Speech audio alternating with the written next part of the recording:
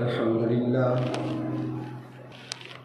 لله الذي أنزل على عبده الكتاب ولم يجعل له عوجا وتبارك الذي جعل في السماء بروجا وجعل فيها سراجا وقمرا منيرا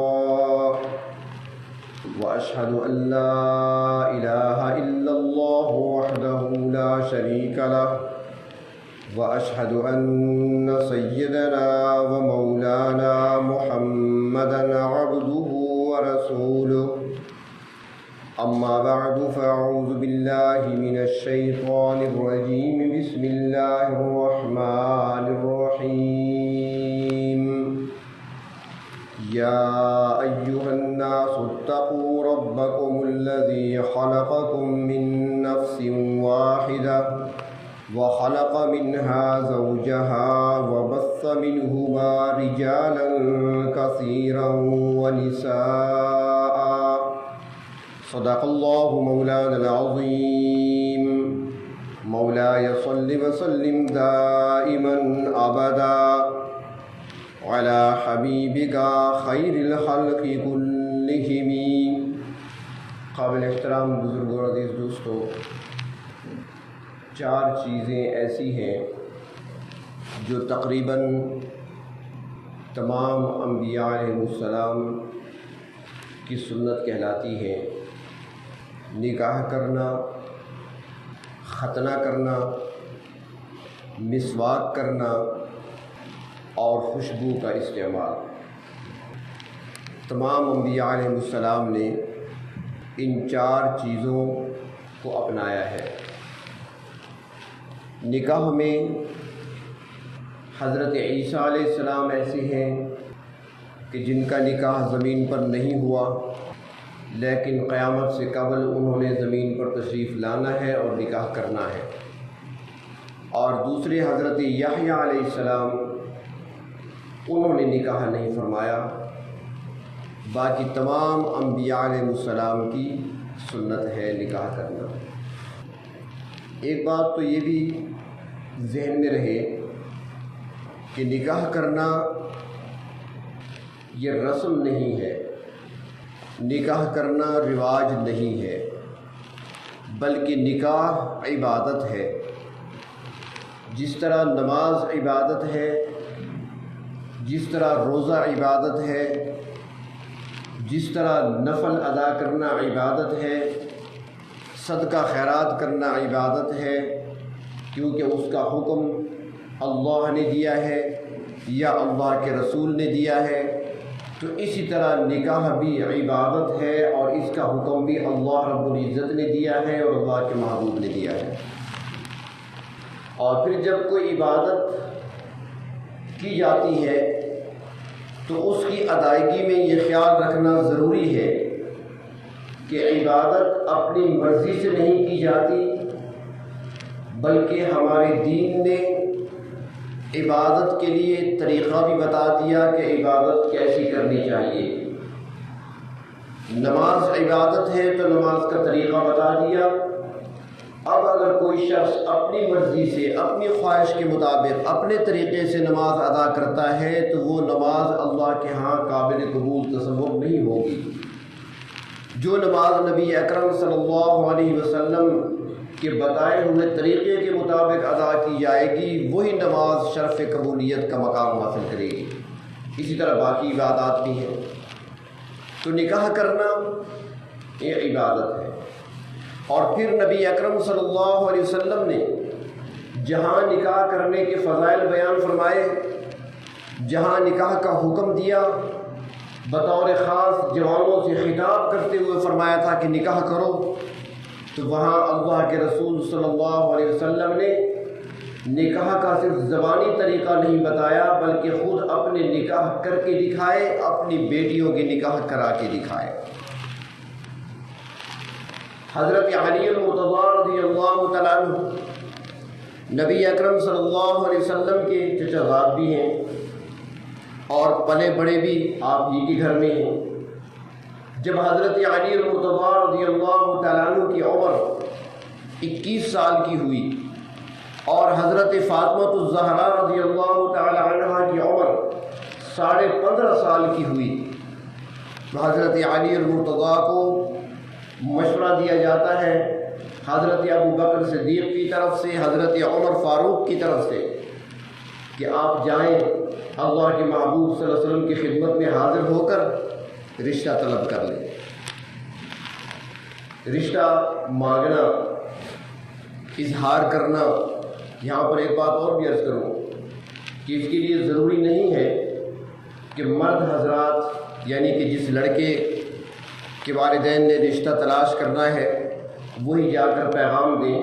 اگر لڑکی والوں کو کوئی لڑکا پسند آ جائے اپنی بیٹی کے لیے تو وہ بھی اس کا اظہار کر سکتے ہیں، شرعاً اس کی ممانعت نہیں ہے، اظہار کیا جا سکتا ہے۔ کیونکہ کئی لوگ ایسے بعد میں ملتے ہیں کہ فلاں جگہ اس کا رشتہ ہو گیا، ہمارا بڑا دل چاہتا تھا کہ ہماری لڑکی اس گھر میں جائے، بھائی کہہ دیتے، آپ اظہار کر دیتے ان کے سامنے، تو اظہار کیا جا سکتا ہے۔ حضرت شعیب علیہ السلام کا واقعہ اللہ رب العزت نے قرآن حکیم میں بیان فرمایا۔ حضرت شعیب علیہ السلام نے حضرت موسیٰ علیہ السلام کے سامنے خود اظہار فرمایا تھا کہ میں اپنی بیٹی تمہارے نکاح میں دینا چاہتا ہوں۔ شرط تو بعد میں رکھی گئی ہے نا کہ خدمت کرنی ہوگی 8 سال یا 10 سال۔ تو رشتہ لڑکی والوں کی طرف سے بھی بھیجا جا سکتا ہے، پیغام بھجوایا جا سکتا ہے، اور لڑکے والوں کی طرف سے تو عام رواج ہے ہمارے یہاں۔ تو حضرت علی المرتضیٰ رضی اللہ تعالیٰ عنہ نبی اکرم صلی اللہ علیہ وسلم کی خدمت میں حاضر ہوتے ہیں اور درخواست پیش کر دیتے ہیں، لیکن اللہ کے نبی اپنے فیصلے خود نہیں کیا کرتے۔ وما ينطق عن الهوى ان هو الا وحی یوحیٰ، وہ اللہ کے حکم کے پابند ہوا کرتے ہیں۔ جب بھی کوئی اس طرح کی بات سامنے آتی ہے تو منتظر ہوتے ہیں کہ اوپر سے حکم کیا آتا ہے۔ چنانچہ اللہ رب العزت کی طرف سے بھی منظوری مل گئی کہ محبوب علی المرتضیٰ کا رشتہ آیا ہے، آپ انکار نہ کریں بلکہ فاطمہ کا رشتہ طے کر دیں اس کے ساتھ۔ چنانچہ نبی اکرم صلی اللہ علیہ وسلم نے حضرت انس کو فرمایا۔ یہاں پر یہ بات بھی عرض کروں کہ اسی کا نام منگنی ہے، بس یہ باقی جو چیزیں ساری ہماری اپنے لوازمات ہیں، جو کچھ ہم نے شامل کر دیا ہے یہ کوئی دین کا حصہ نہیں ہے، اور نہ نکاح جیسی عبادت کے لیے کوئی شرط ہے۔ پیغام بھیجنا کہ آج ہم آ رہے ہیں اور پھر وہاں جانا، پھر ان کی طرف سے اہتمام کرنا اور پھر کچھ دینا اور کچھ لینا، یہ ساری رسومات ہیں۔ منگنی اسی کا نام ہے۔ علی المرتضیٰ نے درخواست پیش کی، اللہ کے رسول نے منظور کر لی، بس منگنی ہو گئی۔ جی منگنی ہے، اظہار کرنا اور پھر منظور کر لینا۔ ہاں اس میں اگر 2-4 بزرگ بیٹھ کر کسی مسجد میں کسی جگہ پر بیٹھ کر دعا کر لیتے ہیں تو زیادہ بہتر ہے، برکت کی دعا ہو سکتی ہے۔ لیکن باقی جتنی چیزیں ہمارے خلاف شرع ہیں، یہ ہمارے اپنے رواجات ہیں، رسومات ہیں، اور پھر نتیجہ ہمیں بھگتنا پڑتا ہے، بعد میں پھر آنسو بہانے پڑتے ہیں۔ اس کی وجہ یہ ہوتی ہے کہ ہم نے اللہ اور اس کے رسول کو ناراض کر دیا۔ شادی کا موقع آیا، جو برادری کے لوگ ہم سے ناراض تھے، جو رشتہ دار ہم سے ناراض تھے، کوشش ہوتی ہے سب کو منا لیں۔ لوگ بھی کہتے ہیں یار تمہارے بیٹی کی شادی ہے، فلاں تم سے ناراض ہے، جاؤ منا کر لے آؤ اسے۔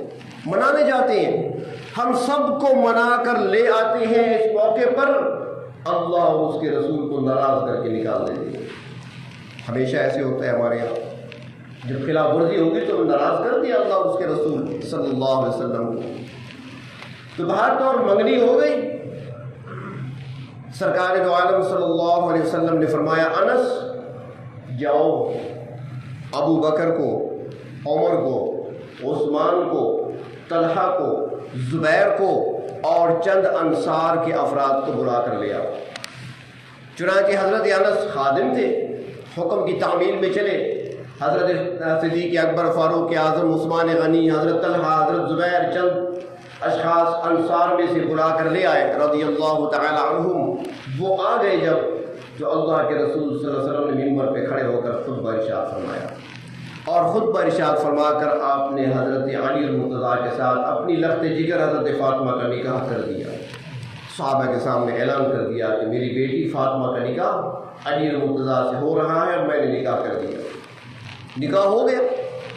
نکاح ہونے کے بعد اللہ کے رسول صلی اللہ علیہ وسلم نے پیغام بھجوایا حضرت ام ایمن کے پاس جو باندھی تھی، فرمایا ام ایمن فاطمہ کو تیار کرو اور علی کے گھر پہنچا دیا.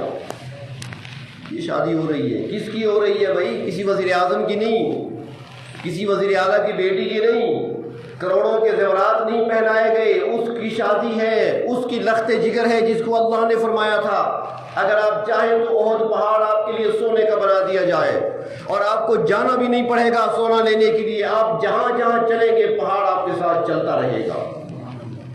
وہ جو کائنات کا خلاصہ ہے، جو مقصود کائنات ہے، جو امام الانبیاء ہیں، جو رحمت کائنات ہیں، اس کی لخت جگر کا نکاح ہو رہا ہے. کس سے ہو رہا ہے؟ جو شیر خدا ہے اس سے ہو رہا ہے، جو جنتی ہونے کا سرٹیفکیٹ دنیا میں وصول کر چکے ہیں. اور نکاح کس کا ہو رہا ہے؟ اس کا ہو رہا ہے جو جنت کی خواتین کی سردار ہوگی روز قیامت. نکاح اس کا ہو رہا ہے جب ساری عورتیں لائن میں لگی ہوں گی، حساب و کتاب دینے کے لیے کھڑی ہوں گی اور یہ پل صراط پہ گزر رہی ہوں گی اور فرشتے اعلان کریں گے اے لوگوں نظریں جھکا دو، فاطمہ جنت کی طرف جا رہی ہے. جس کے لیے وہاں پر نظریں جھکا دی جائیں گی، اس کا نکاح. اور اس انداز سے فرمایا ام ایمن لے جاؤ، چھوڑا اسے. اور جب ام ایمن حضرت فاطمہ الزہرا کو لے کر جاتی ہیں علی المرتضیٰ کے گھر چھوڑا، تو بعد میں اللہ کے محبوب صلی اللہ علیہ وسلم بھی تشریف لے گئے. وہاں پہنچے، آپ نے فرمایا فاطمہ تھوڑا پانی لاؤ. حضرت فاطمہ پانی لے کر آئی. اللہ کے محبوب صلی اللہ علیہ وسلم نے سورۃ الفلق اور سورۃ الناس پڑھ کر پانی پہ دم کیا. اور ایک روایت میں آتا ہے کہ اپنا لعاب مبارک پانی میں شامل کیا. اس کے بعد وہ تھوڑا سا پانی لے کر آپ نے حضرت فاطمہ کے سر پہ ڈالا، پھر ان کے سینے پہ ڈالا، چھینٹا دیا. پھر فرمایا کہ پیٹھ میری طرف کرو، پھر پشت کی طرف پیٹھ پر چھینٹا دیا اور پھر دعا فرمائی میرے پروردگار میری بیٹی فاطمہ کو اور اس کی اولاد کو شیطان کے شر سے محفوظ فرما. اس کے بعد حضرت علی سے فرمایا کہ تم پانی لے کر آؤ. حضرت علی پانی لے کر آئے. چنانچہ آپ نے پھر دم فرمایا، حضرت علی کے سر پہ ڈالا، ان کے سینے پہ چھینٹے مارے، ان کی پیٹھ پہ نہیں ڈالا. پھر باقی جو بچہ دے دیا کہ پی لو اسے. برکت کی آپ نے دعا فرمائی اور وہیں پر آپ نے کام بھی تقسیم کر دی. کاموں کی تقسیم بھی وہاں پر کر دی کہ اب نظام کیسے چلانا ہے. فرمایا کہ چکی پیسنا، آٹا تیار کرنا، روٹی پکانا، اگر کچھ ہے تو سالن تیار کرنا، یہ میری بیٹی فاطمہ کا کام ہوگا. باہر سے محنت کر کے مشقت کر کے کچھ کما کر لانا اور باہر کے باقی جو کام ہیں فرمایا کہ علی وہ تمہارے ذمہ ہوں گے. باہر کے کام حضرت علی کے حوالے، گھر کے سارے کام حضرت فاطمہ کے سپرد. قرآن حکیم میں ہے نا کہ نساؤکم حرث لکم، کہ تمہاری بیویاں تمہاری کھیتیاں ہیں. کبھی غور نہیں کیا ہوگا، اپنے ترجمہ کو آپ پڑھ لیتے ہیں ماشاءاللہ. نساؤکم حرث لکم، تمہاری بیویاں تمہارے لیے کھیتیاں ہیں. کھیتی کا کیا مطلب ہے؟ کاشتکار جب اپنی کھیتی کو دیکھتا ہے خوش ہوتا ہے. جب دیکھتا ہے لہلہاتی ہوئی فصل کو دیکھتا ہے اسے خوشی ہوتی ہے. تو ایک مومن کے لیے کھیتی ہے، جب وہ گھر میں آئے گا کھیتی کو دیکھے گا تو پھر اسے خوشی ہوگی. اور جو دوسروں کی کاشت کی ہوئی کھیتیوں کو دیکھتا رہے اور خوش ہوتا رہے اسے کیا کہیں گے آپ؟ پھر دوسروں کی کھیتیوں کو دیکھے، کسی اور کا کھیت دیکھ لیا بڑا خوش ہو گیا، دل باغ باغ ہو گیا. کسی اور کی کھیتی نظر پڑی دیکھ لی بڑا خوش ہو گیا. آج کل تو یہی حال چل رہا ہے نا، اپنی کھیتی کی طرف نہیں دیکھنا، دوسروں کی کھیتیوں کو دیکھنا ہے اور وہیں پہ خوش ہو رہے ہوتے ہیں، ہاتھ میں کچھ نہیں آتا. ایک تو کھیتی کو دیکھ کر کاشتکار کسان خوش ہوتا ہے، اور بیوی کو اللہ نے کھیتی قرار دیا ہے کہ جب انسان گھر میں آئے تو دیکھ کر اس کا دل خوش ہو جائے، دل باغ باغ ہو جائے. اور دوسرا نساؤکم حرث لکم، بیویاں تمہارے لیے کھیتیاں ہیں. کہ جب کاشتکار کھیتی میں بیج ڈالتا ہے، جب فصل نکلتی ہے، پودے نکلتے ہیں، تو پھر کاشتکار کیا کرتا ہے؟ اس کا کام ہوتا ہے کھیتی کو پانی دینا، اس کا کام ہوتا ہے اس میں کھاد ڈالنا، اس کا کام ہوتا ہے کہ اگر کوئی خطرناک یا جڑی بوٹیاں کوئی ایسی نکل آئی ہیں جو فصل کے لیے نقصان دہ ہیں تو ان کو وہاں سے نکالنا، صاف کرنا. کوئی اگر اس کے اندر ایسا جانور پیدا ہو گیا، کوئی کیڑا ایسا آ گیا جو نقصان پہنچانے والا ہے، تو اس کو وہاں سے ہٹانا، اس کو صاف کرنا، اسپرے کرنا وغیرہ. اور پھر کھیتی کو دوسرے جانداروں سے بچانے کے لیے کسی کی گزرتی ہوئی بکریاں اندر نہ گھس جائیں، کسی کا بیل، کسی کی گائے، کسی کی بھینس اندر نہ چلی جائے، نقصان نہ پہنچائے. اپنی کھیتی کے گرد باڑ لگانا، اس کو محفوظ کرنا، اس کی حفاظت کرنا، یہ کاشتکار کا کام ہوتا ہے. تو اللہ تعالیٰ فرماتے ہیں نساؤکم حرث لکم، تمہاری بیویاں تمہارے لیے کھیتیوں کی مانند ہیں. جس طرح کاشتکار اپنے کھیت کی حفاظت کرتا ہے، اس کے پانی کا خیال رکھتا ہے، کھاد کا خیال رکھتا ہے، نقصان دہ جڑی بوٹی اور چیزوں کو وہاں سے نکال دیتا ہے، باڑ لگاتا ہے، کوئی اندر گھس نہ سکے، تمہاری بیویاں بھی اس طرح تمہاری کھیتیاں ہیں. اب ان کا خیال رکھنا، ان کی حفاظت کرنا، نقصان والی چیزوں کو ہٹانا، ان کو فائدہ پہنچانا، یہ تمہاری ذمہ داری ہے. تو اللہ کے محبوب صلی اللہ علیہ وسلم نے حضرت علی المرتضیٰ سے فرمایا کہ باہر کے کام تم نے کرنے ہیں اور گھر کے کام یہ میری بیٹی فاطمہ نے کرنے ہیں. اس کے بعد حضرت علی المرتضیٰ رضی اللہ تعالیٰ عنہ نے ولیمہ دوسرے دن ولیمے پر دعوت کر لی، بلا لیا. یہاں پہ ایک بات یہ بھی عرض کروں کہ مرد باہر کے کام کرتا ہے، عورت گھر کو سنبھالتی ہے. کیونکہ عورت کے لیے ایک جملہ میرا ایک یاد رکھیں، بلکہ لکھ لیں اپنے پاس، کاغذ پہ نہیں دلوں پر، کہ مرد کا حسن ہے تقویٰ سے. مرد کا حسن تقویٰ سے ہے اور عورت کا حسن حیا میں ہے. عورت حسین وہی ہوگی جب اس کے اندر حیا پائی جائے گی، اور مرد وہی حسین ہوگا جس میں تقویٰ پایا جائے گا. مرد کا حسن تقویٰ میں ہے اور عورت کا حسن حیا میں ہے. اللہ کے محبوب صلی اللہ علیہ وسلم نے ڈیوٹیاں تقسیم کر دی. یہاں پر ایک بات اور بھی عرض کر دوں کہ نکاح کے لیے جو شرط ہے وہ مہر ہوتا ہے، جسے حق مہر کہتے ہیں ہمارے یہاں. اب مہر اللہ کے محبوب صلی اللہ علیہ وسلم نے مقرر فرمایا، اور وہ کتنا؟ 131 تولے 3 ماشہ چاندی. 131 تولے اور 3 ماشے چاندی، یہ حق مہر تھا حضرت فاطمہ کا. اسے مہر فاطمی کہا جاتا ہے. حضرت فاطمہ کا مہر یہ مقرر فرمایا، اور یہ اللہ کے محبوب صلی اللہ علیہ وسلم نے خود مقرر فرمایا. ہمارے ہاں افراد و تفریط ہوتی ہے اس معاملے میں. کچھ تو وہ لوگ ہیں کہ جب ان سے پوچھا جائے مہر کتنا ہے تو وہ اتنا بتائیں گے کہ بیچارہ وہ دلہا دے ہی نہیں سکتا. 5 لاکھ 8 لاکھ 7 لاکھ 4 لاکھ مہر کی رقم مقرر کی جاتی ہے. ایک جگہ نکاح تھا تو میں نے پوچھا مہر کتنا ہے؟ اس نے کہا 6 لاکھ. میں نے دولہا سے پوچھا کہ تمہارے پاس 6 لاکھ ہیں؟ اس نے کہا نہیں. میں نے کہا تمہارے باپ کے پاس ہیں؟ اس نے کہا نہیں. جو لڑکی کا والد تھا میں نے کہا کچھ کم کرو. اس نے کہا کم نہیں ہو سکتا.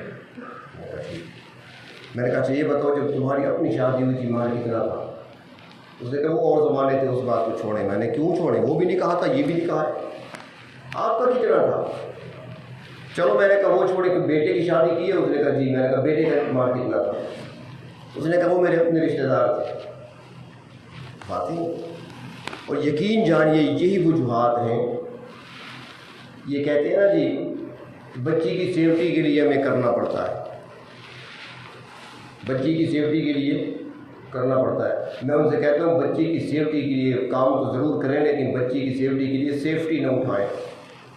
آپ تو سیفٹی لے کر آ گئے، سب کچھ منہ دیا اس کو، کچھ چھوڑا ہی نہیں. آپ وہ بیچارے بھی خوشی خوشی نکاح کے وقت تو کہتے ہیں ٹھیک ہے منظور ہے، جب گھر جاتے ہیں بعد میں آ کر ٹھکانے آتی ہے کیا کر لیا ہم نے، نقصان کا سودا کرا ہے. پھر جھگڑا شروع ہو جاتا ہے، پھر لڑائی شروع ہو جاتی ہے، اور پھر یہ لڑائی چلتی ہے، چلتی رہتی ہے. جب تک ہم سنت کے مطابق نکاح والی عبادت کو نہیں کریں گے مسائل حل نہیں ہوں گے. آج ہمارا سارا کام اللہ اور اس کے رسول کے احکامات کے خلاف ہوتا ہے. بعد میں روتے ہیں، بعد میں پریشانیاں ہوتی ہیں. اس وقت تو اللہ رسول کو تم نے ناراض کر دیا، اب کس منہ سے تسبیح لے کر بیٹھے ہو؟ اب کیوں وظیفے پوچھتے ہو؟ اس وقت کر لیتے نا. یہ وظائف پڑھنے کا وقت تو وہی تھا. اسلام کی تعلیم تو یہی تھی، جب خوشی کا موقع ہے تو شکر ادا کرو، اور شکر کے نوافل پڑھنے چاہیے تھے اس وقت. اس وقت تسبیح لے کر بیٹھنا تھا، اس وقت اللہ کی عبادت کرنی تھی، اس وقت تو اللہ کو بھلا دیا، نمازیں بھی گئیں، تسبیحات بھی گئی، سب کچھ گیا، کچھ یاد نہیں تھا۔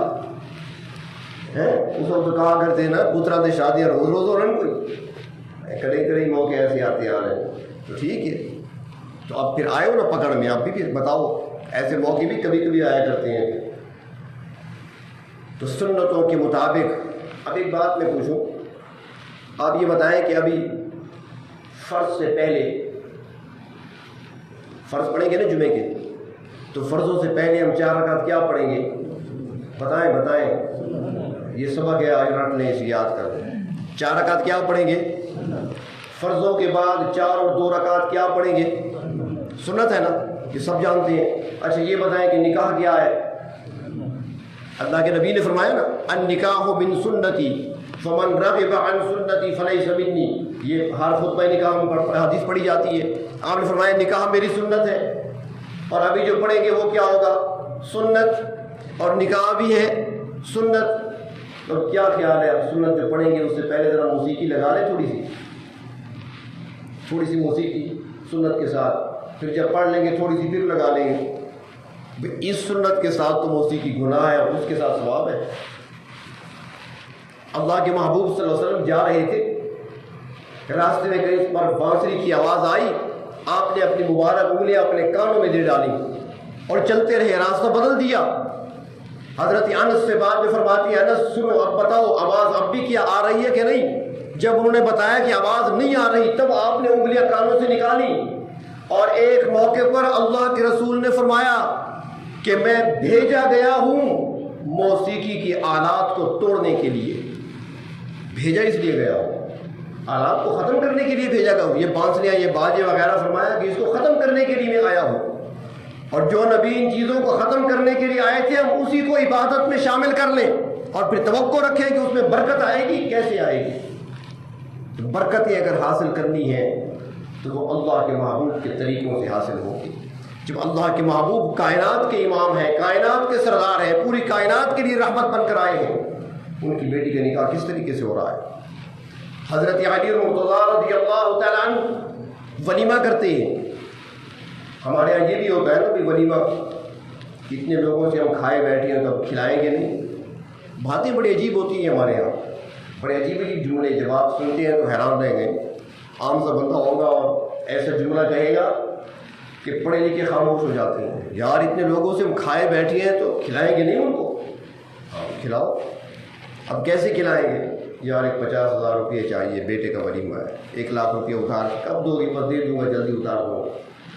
اور پھر جب شادی تو ہو گئی، اس کے بعد پھر ہر دوسرے دن ہاتھ رکھ کے بیٹھا ہوتا ہے، کیا ہو رہا ہے؟ درد ہو رہا ہے یار، وہ درد تو ہوگا۔ جب اللہ اور اس کے رسول کو بھول کر اپنی مرضیاں پوری کی جائے گی، رسومات کو پورا کیا جائے گا، مخلوق کو خوش کیا جائے گا، وہ تو کھا کر چلے گئے، اب تکلیفیں تو خود بھگتنی پڑیں گی، اب پریشانیوں کا شکار تو خود ہونا پڑے گا۔ تو اس لیے اللہ کے رسول صلی اللہ علیہ وسلم نے ہمارے لیے آسان بنایا ہے نکاح کو، تاکہ کوئی پریشان ہی نہ رہے۔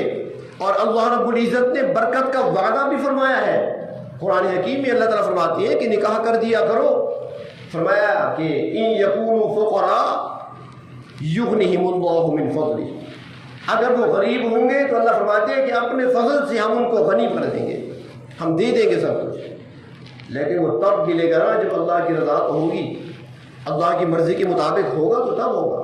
جب اللہ کی مرضی کے خلاف کام کریں گے تو برکت کہاں سے آئے گی؟ پھر رحمتیں نہیں آیا کرتی۔ تو شادی کو، نکاح کو اسلام نے آسان بنایا ہے، ضروری نہیں ہے کہ ہم نے پورے شہر کو دعوت دے دی ہے۔ اب دیکھیں، یہ تو آپ جانتے ہیں نا کہ صحابہ کرام کے دل میں نبی اکرم صلی اللہ علیہ وسلم کی محبت کتنی تھی، ہم اتنا سوچ بھی نہیں سکتے، ہم تصور بھی نہیں کر سکتے جتنی محبت صحابہ کرام کو تھی اللہ کے رسول صلی اللہ علیہ وسلم سے۔ کئی صحابی ایسے تھے راتوں کو اٹھ کر آ جاتے تھے، نیند نہیں آتی تھی، اٹھ کر آ جاتے تھے اور حجرہ مبارک کے باہر کھڑے ہو جاتے اور دل کو تسلی دیتے کہ یہ وہ حجرہ ہے، یہاں پر آپ صلی اللہ علیہ وسلم اس وقت آرام فرما رہے ہیں، دل کو تسلی دے کر گھر چلے جاتے تھے۔ کتنی محبت، حالانکہ سارا دن آپ کے سامنے رہتے تھے، کتنی محبت تھی دلوں کے اندر، لیکن اس کے باوجود جب نکاح کا موقع آیا عبدالرحمن بن عوف رضی اللہ تعالیٰ عنہ مشہور صحابی ہیں، عشرہ مبشرہ میں سے ہیں، آپ صلی اللہ علیہ وسلم کے ساتھ ایک قریبی تعلق ہے۔ وہ صبح حاضر ہوئے، اللہ کے رسول صلی اللہ علیہ وسلم نے دیکھا کہ ان کے کپڑوں پر زعفران کا نشان تھا، زعفران کے نشان لگے ہوئے تھے۔ تو آپ نے مسکرا کر دیکھا، فرمایا عبدالرحمن لگتا ہے کہ نکاح کر لیا؟ انہوں نے عرض کیا جی حضور کل میں نے نکاح کر لیا ہے۔ فرمایا چلو مبارک، یہ نکاح ہے۔ اس نے اللہ کے رسول کو بھی دعوت نہیں کی اور اللہ کے رسول نے شکوہ بھی نہیں کیا مجھے کیوں نہیں بلایا، اور یہ بھی نہیں کہ عبدالرحمن بن عوف غریب تھے، اللہ نے مال بھی دیا تھا، تاجر تھے۔ ان کے بارے میں آتا ہے جب ان کی وفات ہو گئی اور ان کا جب مال وراثت میں تقسیم ہونے لگا، جو سونا وہ چھوڑ کر گئے تھے اس سونے کو کلہاڑے سے توڑا گیا۔ آپ کے پاس ہمارے پاس تولا ہوتا ہے نا ڈبیوں میں رکھا ہوا، وہ ایسا سونا تھا کہ اسے کلہاڑوں سے توڑا گیا، پھر تقسیم کیا گیا۔ سب کچھ تھا لیکن دکھانا تھا امت کو کہ نکاح اتنا آسان ہے۔ نبی اکرم صلی اللہ علیہ وسلم نے ایک مرتبہ جب ایک نکاح فرمایا، حضرت صفیہ رضی اللہ تعالیٰ عنہ کے ساتھ نکاح ہوا، دوسرے دن صبح کو آپ نے صحابہ کرام سے فرمایا کہ آپ دسترخوان بچھاؤ۔ دسترخوان بچھ گیا، فرمایا جس کے پاس جو کچھ ہے لے آؤ۔ کسی کے پاس کھجوریں تھیں، کسی کے پاس خشک گوشت کے ٹکڑے تھے، کسی کے پاس کوئی جو کی روٹی خشک پڑی تھی، جو تھا سارے لے آئے، ڈال دیا۔ آپ نے فرمایا سارے آ جاؤ کھاؤ، رات میں صفیہ سے نکاح کیا ہے، یہ ولیمہ سمجھ کے کھا لو، یہ ولیمہ ہے۔ حضرت علی المرتضیٰ رضی اللہ تعالیٰ عنہ نے نکاح کرنے کے بعد دوسرے دن ولیمہ دیا۔ ولیمے میں کیا تھا؟ ولیمے میں چند روٹیاں جو کی، کچھ کھجوریں اور چند کلو مکو، یہ ولیمے میں دسترخوان میں رکھا ہوا، اس کے علاوہ کچھ نہیں تھا۔ جو لوگ موجود تھے انہوں نے کھا لیا، یہ مصنوع ولیمہ ہے۔ اسلام نے تو آسان بنایا نکاح کو، اسلام نے شادیاں آسان بنائیں۔ اللہ کے محبوب صلی اللہ علیہ وسلم امت کے لیے جو تعلیم چھوڑ کر گئے وہ آسانی کی چھوڑ کر گئے ہیں، اور جب ہم سنت کے مطابق ان طریقوں کو اپنا کر اس طریقے سے ہم راستے پہ چلیں گے تو اللہ تبارک و تعالیٰ کی مدد بھی ہمارے شامل حال ہوگی، پروردگار عالم کی رحمتیں اور برکتیں بھی ہمارے ساتھ ہوں گی۔ اور جب ہم اللہ اور اس کے رسول کو ناراض کر کے اپنی مرضی سے کام کریں گے، اپنی خواہشات نفسانیوں کو پورا کریں گے اور مخلوق کو خوش کرنے کے لیے ہم کرتے رہیں گے تو پھر اللہ کی مدد ساتھ نہیں ہوگی، پھر اللہ تبارک و تعالیٰ کی مدد بھی ساتھ نہیں ہوگی اور اس کے اندر خیر و برکت بھی نہیں آئے گی۔ اس لیے نکاح کو چونکہ آسان بنایا گیا ہے تو ہمیں چاہیے کہ ہم بھی اس کو آسان ہی رکھیں۔ نکاح کو سستا رکھا گیا ہے تو اس کو ہم سستا ہی رکھیں، ایسی شرائط نہ رکھی جائیں کہ بعد میں مسائل پیدا ہوں۔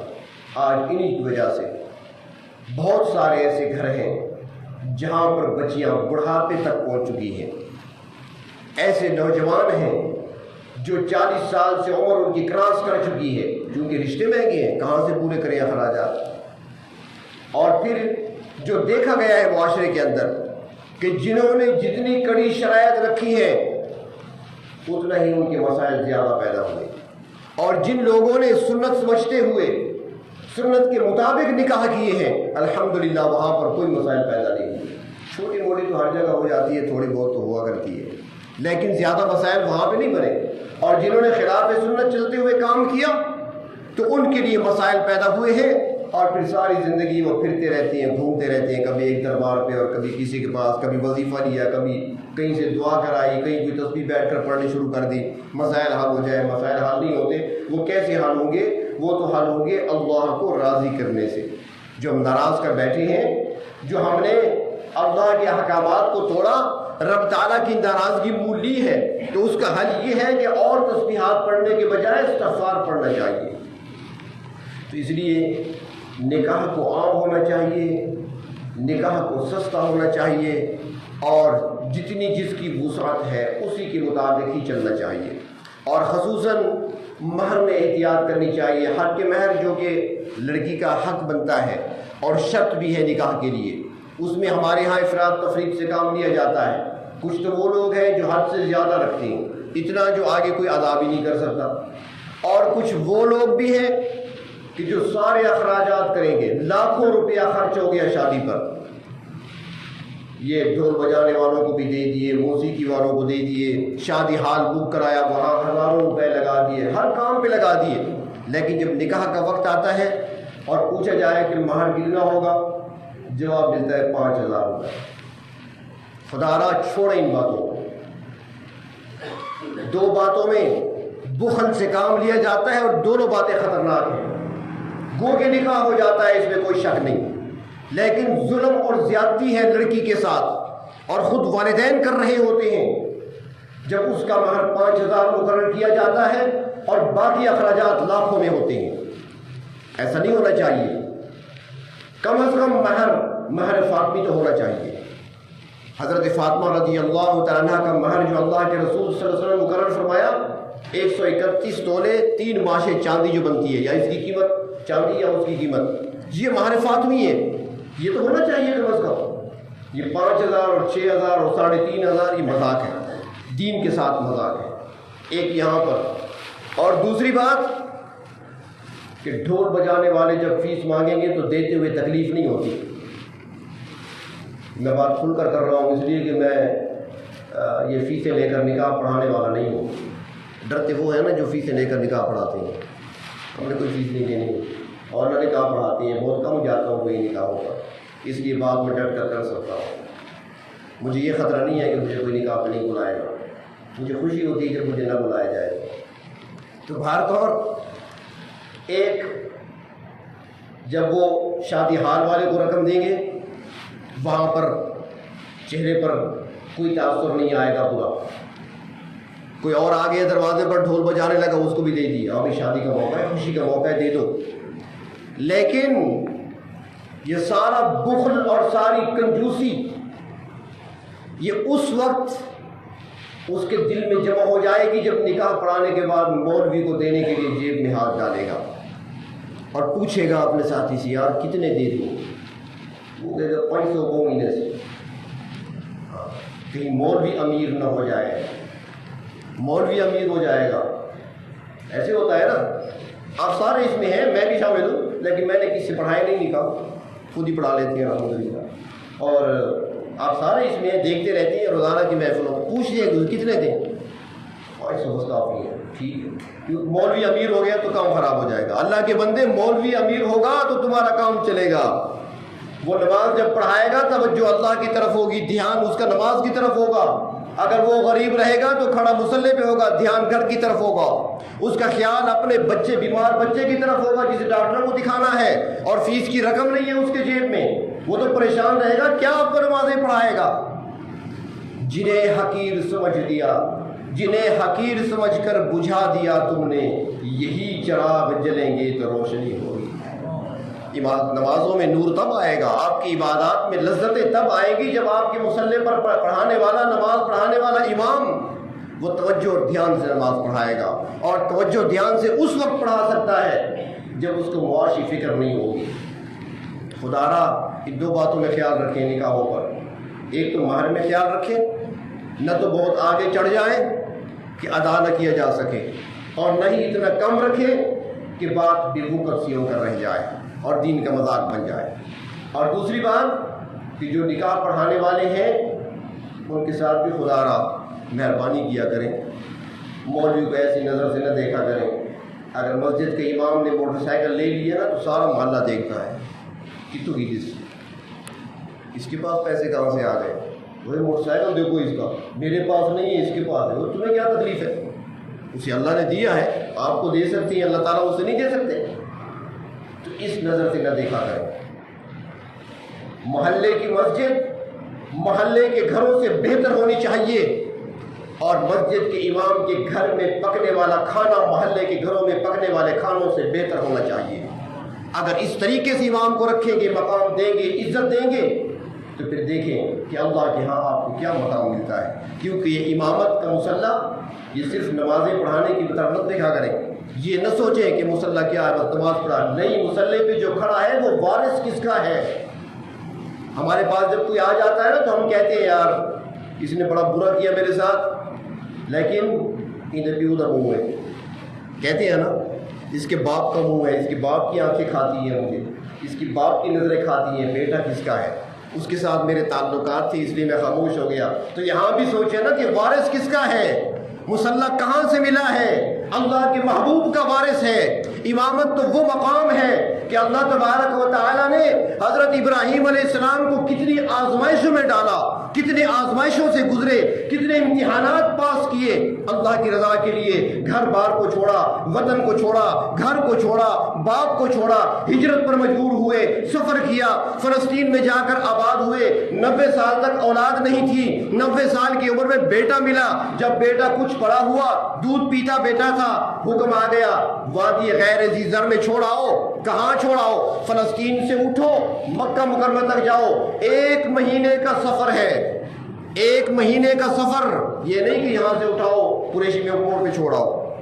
1 مہینے کا سفر تھا مکہ سے لے کر فلسطین تک، وہاں سے اونٹ پر چلے ہیں، وہاں وادی غیر ذی زر میں چھوڑا ہے۔ معمولی بات نہیں ہے بیوی کو اور بچے کو جنگل میں چھوڑ کے آنا، اللہ کے لیے قربانی، اور پھر رب تعالیٰ کے لیے آگ میں کود جانا اللہ کی رضا کے لیے۔ حکم آیا کہ جوان بچے کے گلے پر چھری رکھ دو، تو چھری رکھ کر دکھا دی۔ اتنی بڑی آزمائشوں میں جب گزرے تو اللہ تبارک و تعالیٰ نے انعام کیا دیا؟ ان تمام آزمائشوں پر کامیابی پر اللہ تبارک و تعالیٰ نے انعام یہ دیا کہ قرآن حکیم میں فرمایا کہ ہم نے ابراہیم کو امامت عطا کر دی۔ یہ امامت کی معمولی چیز ہے۔ وَإِذِ ابْتَلَىٰ إِبْرَاهِيمَ رَبُّهُ بِكَلِمَاتٍ فَأَتَمَّهُنَّ، سارے آزمائش میں کامیاب ہو گئے، تو پھر اللہ رب العزت نے ان کو امام بنا دیا، امامت کا مسلح عطا فرمایا۔ جو آج مسلح پہ کھڑا ہے وہ ملت ابراہیمی کا وارث بھی ہے، اللہ کے محبوب کی شریعت کا وارث بھی ہے۔ تو جب تک ہم احترام نہیں کریں گے مسلح پہ کھڑے ہوئے کا، تو اس وقت ہمارے نمازوں میں برکت کہاں سے آئے گی؟ تو بھارت اور نکاح کا موقع ہو تو ان 2 باتوں کا خاص طور پہ خیال رکھا کریں۔ اور ایک تیسری بات یہ بھی عرض کروں کہ اللہ کے محبوب صلی اللہ علیہ وسلم نے یہ بھی ارشاد فرمایا کہ اپنے نکاح مسجدوں میں کیا کرو۔ نکاح کے لیے بہترین جگہ وہ مسجد ہے، نکاح مسجد میں ہی ہونا چاہیے۔ ہاں بے شک باقی آپ حال میں کریں، کھانا کھلائیں، جو بھی کریں، لیکن برکتیں حاصل کرنی ہے تو مساجد کے اندر، تو مسجد میں نکاح ہوگا، اس پہ خیر و برکت بھی ہوگی۔ تو اس لیے جب سنت کے مطابق ہم کریں گے تو اس کے اندر خیر و برکت آئے گی، اللہ کی مدد ہمارے ساتھ شامل حال ہوگی۔ ابھی 1-2 نکاح پڑھنے ہیں، عنوان یہی تھا، اسی عنوان سے تو 2 نکاح ہوں گے، اس کے بعد پھر سنت پڑھی جائے گی۔ تمام حضرات برکت کے لیے درود شریف پڑھنے